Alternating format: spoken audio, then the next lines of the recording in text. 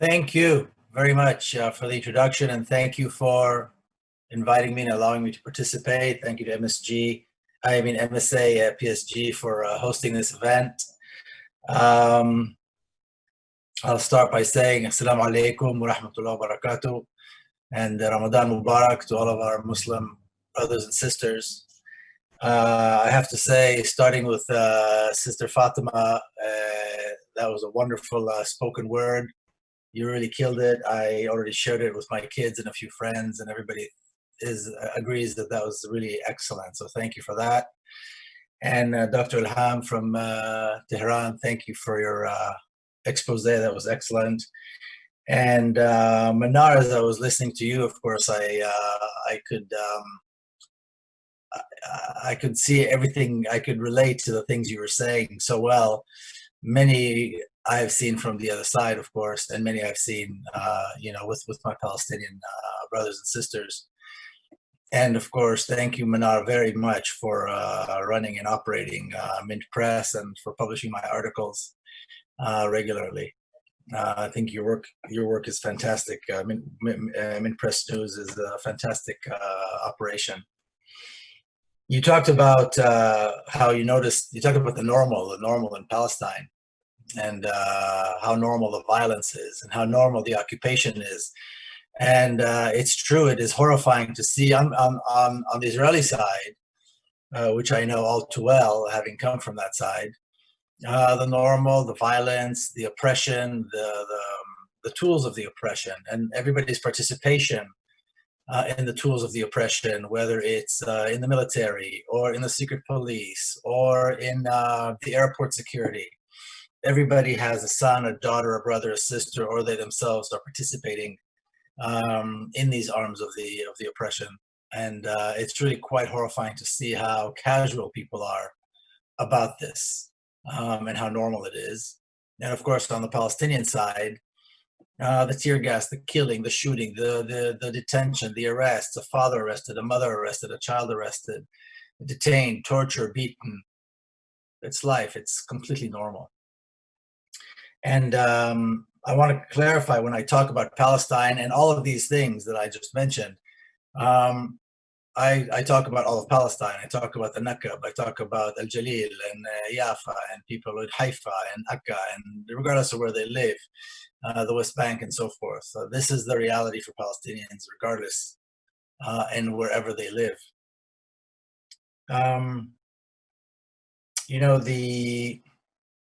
You mentioned something about the editing of Wikipedia, Manar, and I just posted an old little video clip of an interview with Naftali Bennett, who is the outgoing Israeli Minister of Defense, a vicious killer and a settler of the worst kind. But when several years ago, he was the head of the settlers in the West Bank, the settler organization.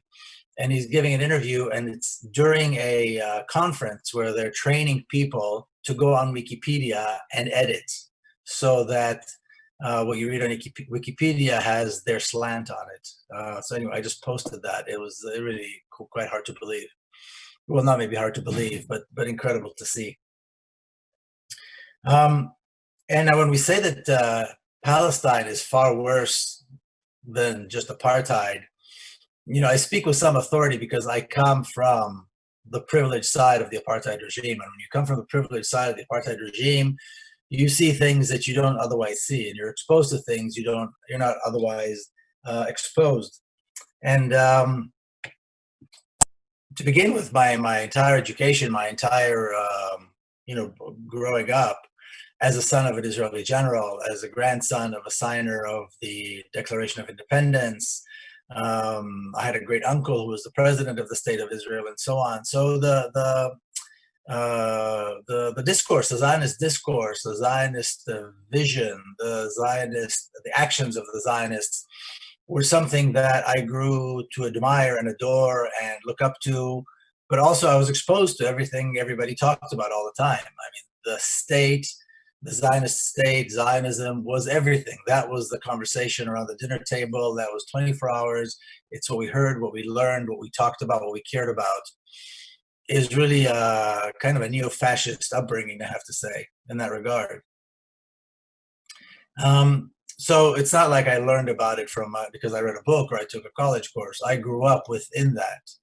And then having broken away from that, having been able to take a look at it and evaluate it independently from the outside, I had to make a choice because the realization was for me that I can't live my life and support racism, what I found out to be racism, brutality, injustice at the highest, at the worst levels that we can imagine, and so forth.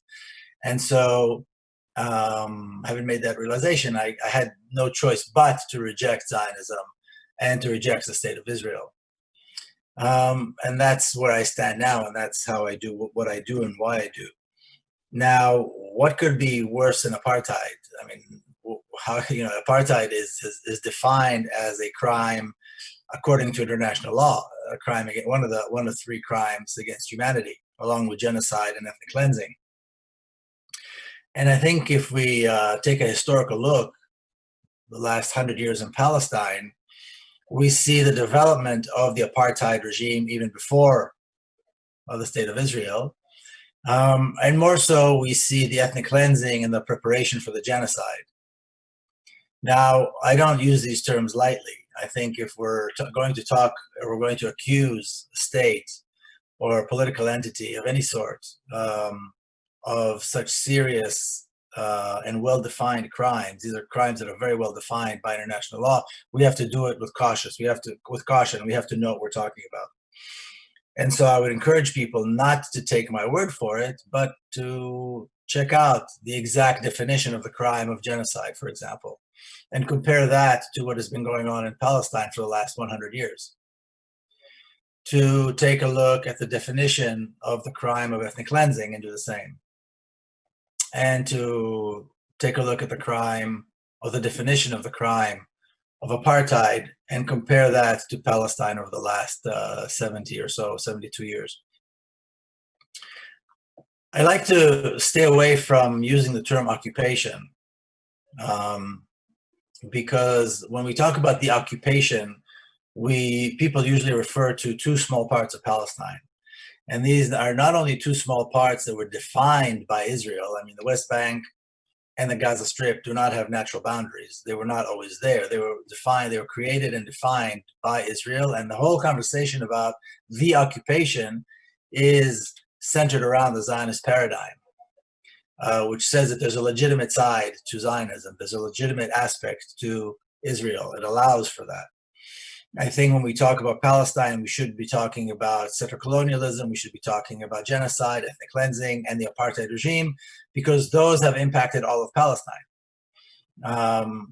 And besides, the West Bank and the Gaza Strip, even when they are complete, and of course we know the West Bank is really no longer exists as a complete unit, as a complete entity like it was before, they only represent some 22% of Palestine. So we need to be talking about all of Palestine. I think we also need to remember that the way Israel constructed the reality for Palestinians is almost like a totem pole where you have different levels of existence. At the very bottom, I would say, are the refugees in the camps, languishing in horrible conditions, sometimes no more than several hours away, or maybe even an hour away from their homes. In the case of the Gaza Strip, so many of the refugees are from Beersheba and other places in the Nakab, in the southern part of Palestine, which is really an hour drive, maybe half an hour drive from Gaza. So they can practically see the lands where they used to live, where their grandparents used to live, and so forth, and from which they were forced to leave. The same even for, I think, refugees who are in Jordan and in Lebanon. It's no more than a few hours drive away from their homes, from their lands. And their existence is the very bottom of the totem pole. Then we have the Palestinians who remain in Palestine, but living under the military rule, living under what they call the occupation. which is a military regime, which is what is left of the West Bank. So these big prisons that Israel created, surrounded by walls, limited access to the world and limited access to resources. And then those who live in the Gaza Strip. Again, an enormous prison that Israel created, enormous concentration camp, if you will, where Israel controls the flow of resources and Israel controls the freedom to move, to live, to die, to get access to healthcare. I'll never forget a friend of mine who works and lives in Palestine said once, a child with a curable cancer in the Gaza Strip will die. A child with the same curable cancer who lives, right on the other side of the fence, who lives on the Israeli side, will live. And it's only because Israel decides who gets access to healthcare, who will live and who will die. We're not even talking about the bombing and the restriction of access to water and so forth. Then we have the Palestinians who have this quasi-citizenship, which is kind of an Israeli citizenship. We have hundreds of thousands of Palestinian citizens of Israel who live in the Nakab, the Palestinian Bedouin, have no access to water. They are, many of their towns are called unrecognized, so they do not receive any services. No water, no access to electricity. If they want water, they have to go to a place and buy the water and pay inflated prices. No access to employment. The vast majority of the Bedouin Palestinians were farmers. They lived on agriculture, but they're prevented. They're not allowed to engage in agriculture.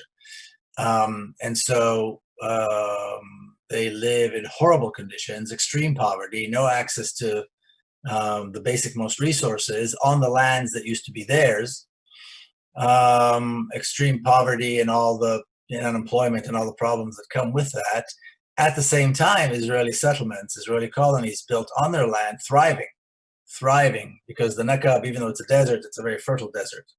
And so we have agriculture communities, Israeli agriculture communities, and one of Israel's most wealthy communities, wealthiest towns, is in the Nakab, Omer. It's called Omer, and across the street from it is Tel Saba, which is a township with extreme poverty and terrible conditions, right, literally across the street, because one has access to all the resources, and of course the Palestinians have no access to the resources. And of course we have Palestinians who live in the rest of 1948 Palestine, in Jaffa, in Haifa, in Akka, in Ramle, Lid, and the discrimination, again, the lack of access to resources, the support that the Israeli authorities give to criminal organizations so that crime rates are high, so that death rates are high, and so forth within these cities, within these communities. The lack of intervention of the Israeli police in crime within these Palestinian communities, so that crime thrives and regular citizens are always in the victims of this crime, and so forth. In the north, in the Galilee, in the Muthalaf, in the Triangle areas, also just lack of resources, lack of ability to develop, to grow, to live, to build, and so forth, all because of the same regime. So they are probably within Palestine, they are the citizens of Israel at the top of that part of the totem pole, and of course Palestinians who live overseas and have rights in other countries are at the very, very top. But and of course there's one more level, the Palestinian Jerusalemites who live in Jerusalem, who have or somewhere between the citizens of Israel and those who live under occupation, because Jerusalem is its own status. A Jerusalemite is its own status.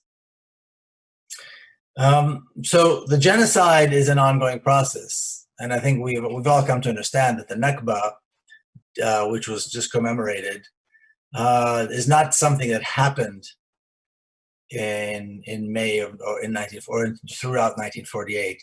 It's a process that actually began long before 1948, but 1948, because that's when the establishment of the State of Israel took place, and that was where throughout that year was the biggest thrust of the ethnic cleansing and the massacres then that is considered the year of the Nakba. But really, the Nakba has been an ongoing process, and it goes on even to this very day. The killing, the ethnic cleansing, the destruction of towns and cities and monuments and agriculture communities and so forth in Palestine, of Palestinians, is an ongoing process. It's not something that that Israel plans on stopping.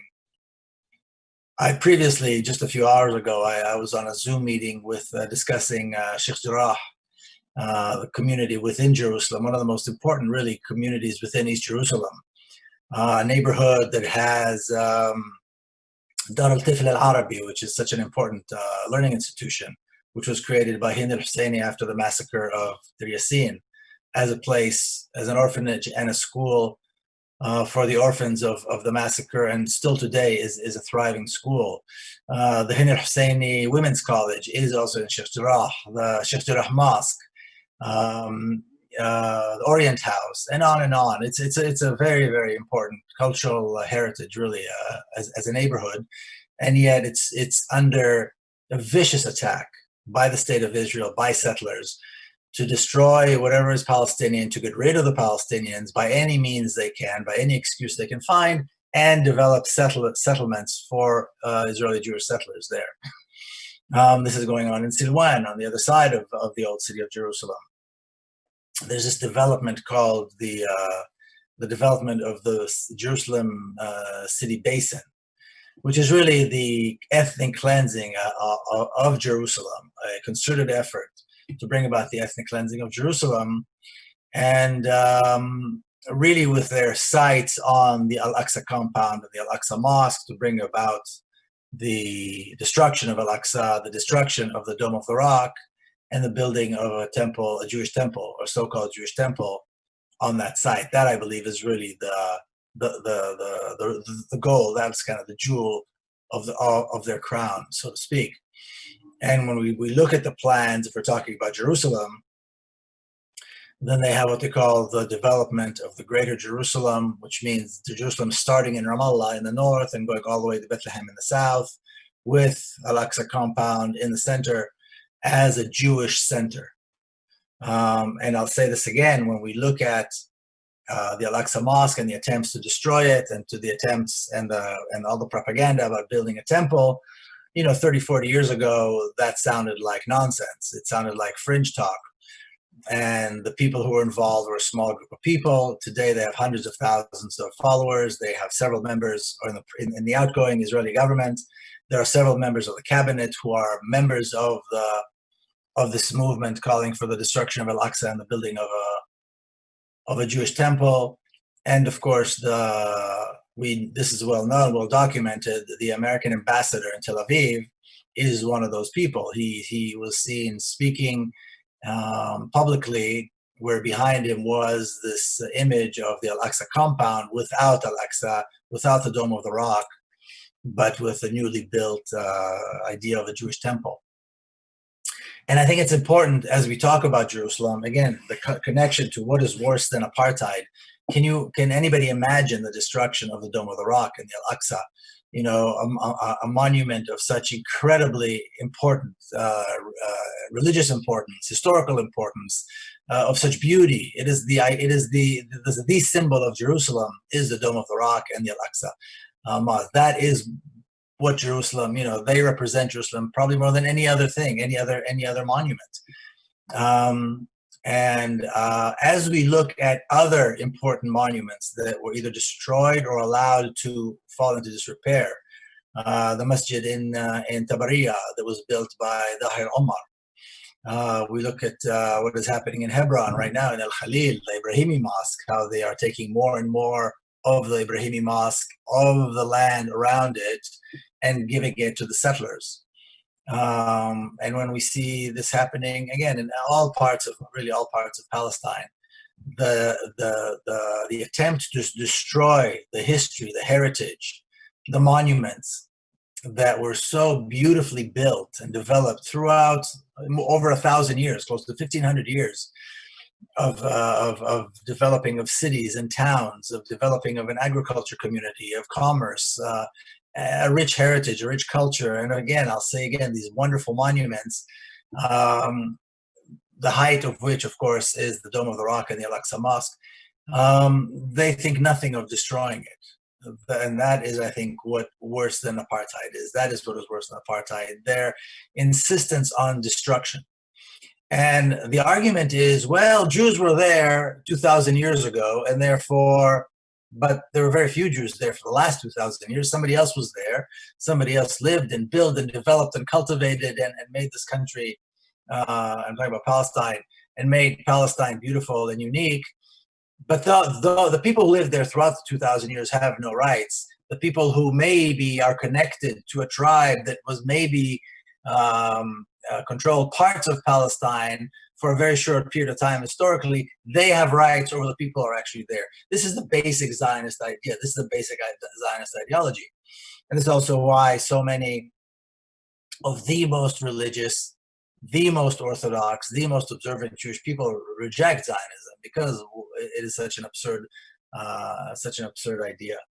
But this is why Israel is actually worse than far worse than apartheid regime. It's not just the separation between privileged like myself and the people from the area, the part of Palestine from which I come. And it's not a part that's defined geographically. It's just a part that's defined by the rights that we have, by the privilege that we have. And then the others, it's not just that. It's the insistence on destroying Palestine. It's the insistence of depopulating Palestine from its indigenous Palestinian Arab community and pretending like there was something there 2,000 years ago that needs to be revived today, which is the Zionist state. I believe that is taking it to a whole new level, and the ongoing genocide. Like I said, if you look at the definition of the crime of genocide by international law, by the Geneva Convention, and compare that to what's been going on in Palestine for the past 100 years, it fits. But again, we need to look at Palestine, what happened, until the 15th of May, 1948, Palestine was Palestine.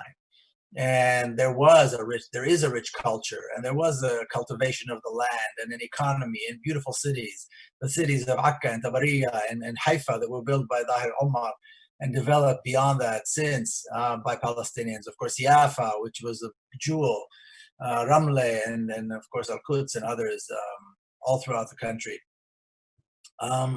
So we need to remember that as we look forward. We need to look at the beauty and the accomplishments of Palestine and Palestinian society, and to move on and envision a future. And that future is a future of tolerance. That future is a future where all people who live in Palestine, Israelis who, like myself, are really a new creation. We're not indigenous, but we're the result of settler colonialism, like the whites in South Africa, and we are now part of the landscape, but not as privileged, only as equals, with equal rights, with the one person, one vote, a real democracy with equal rights, with one person, one vote.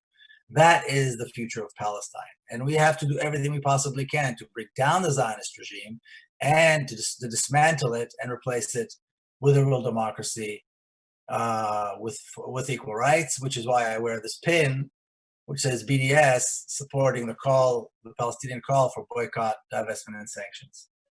So thank you once again to all the other participants, Fatima and Dr. Ilham and Manar, and thank you for allowing me to speak.